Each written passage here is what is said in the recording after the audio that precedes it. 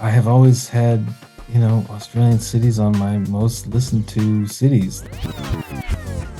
Canadian singer-songwriter Donovan Woods is set to tour Australia in June, which includes a show here in Newy. He's also about to release a brand new album called Things Were Never Good If They're Not Good Now. We caught up for a chat ahead of his first tour of Australia. Look, I'd love to jump in by talking about your upcoming album, Things Were Never Good If They're Not Good Now. Can you tell me a little bit about what we can expect to hear when it's out? It's one of my records. It's a folk record, definitely a folk record. I think the last few records have been getting a little bit bigger in their sound. This is certainly feels like what I used to make when I was in my 20s. It's more like a folk record, tinier songs about more specific things, less drums, Yeah. less strings budget, which was a real joy to sort of feel constrained to a smaller palette. Really fun. It's really where I feel like I belong, to be honest with you, holding the guitar and making a folk record. Yeah, right. Was there any reason in particular that you chose to go down that kind of route? It's kind of how the songs were coming out, and I wanted to normally I would make all these demos and then we would scrap all these demos and we would build these new big tracks. And I just Mm. wanted to use the demos, start recording on top of the demos. So that sort of meant that things were a little bit smaller in scope because I'm not a very good producer. So we have to uh, we have to manage, my guitar playing and all those types of things. So it just sort of pinned us to a kind of a bit of a smaller sound. Well, look, you've just had a brand new single come out called Rosemary, and from having a listen to it, it's quite, expansive in the sound. So is that kind of the last of, the huge production that we're going to hear for a little while? Oh yeah, is it big? Does it feel big to you? Yeah, I it guess there's one does. big echoey saxophony part, but the rest of it is all. I mean, the guitar and the vocal is really all one take, so it is pretty small in Yeah. most ways. But I guess there is a loud saxophone part. But that's the first song on the record, so maybe I'm off saying it's a folk record. No, no, no. I'm very happy to be wrong on this one. Yeah, I think the scope is still really big, but it really is not that many instruments on there. I think there's No.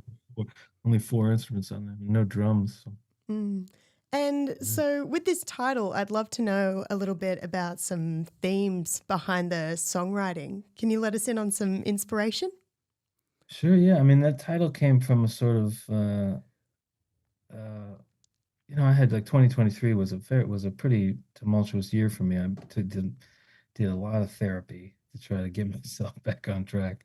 Yeah. And one of the therapeutic practices I was doing was to try to get myself in the habit of saying my needs.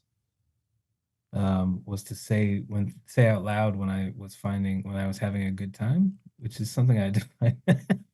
It seems like a really simple thing to do. I've never really done it. So my therapist challenged me to say, when something was nice, to say like, "This is nice. I'm having a nice time." So one of the things that my friend and I would make a joke of it, and I would say, "This is great. I'm having a good time." And we'd say like, "This is amazing. This is the best time." And then one time one of us said, "Buddy, things were never good if they're not good right now." And I just thought, oh, that's a really lovely little anecdote or something. It felt like the right title. For some reason, Mm. when you hear those things, you feel like the right title just resonates in a different way, and you go, "That's it." You know. So, this is your first tour through Australia. How are you feeling about it? Have you ever been out here? I've never been, Wow. never. I'm really excited. I have always had, Australian cities on my most listened to cities list Mm. on Spotify and all the stats that we track. So we have always wanted to. We had a plan to do it, and I want to say it was 2020, and then of course all the stuff happened, so we didn't get to do it. But I'm very much looking forward to it. It's a part of the world that I've never been to, and I am very and some of the most. I mean, there's so many Australians in Canada just because I don't know, Australia, you guys seem to come to BC a lot.